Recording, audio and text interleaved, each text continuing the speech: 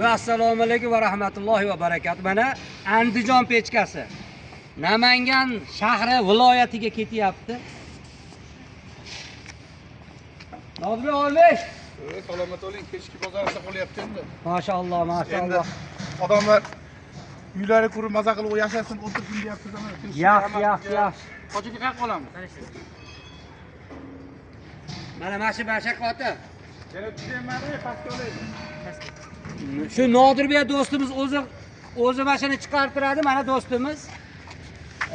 Telefonlar tagiga yozib qo'yamiz. Narx-navolar bo'yicha. Bu narx-navolar shundayki, kiraskali.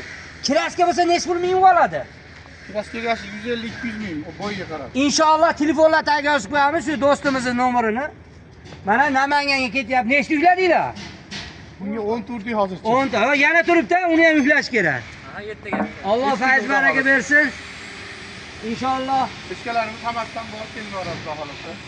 Xudo xolasa, kimga pechka qurish bo'lsa ham mana shu do'stimizga aytaverasiz. Telefonlar tagiga yozib qo'yamiz. Assalomu alaykum. Gap tarqataman. Mana shu mo'jizalar hammasi rais bomi qo'l ostida ishlab chiqarilgan deb. Siz giroy bo'lasiz. Siz deputat bo'lasiz.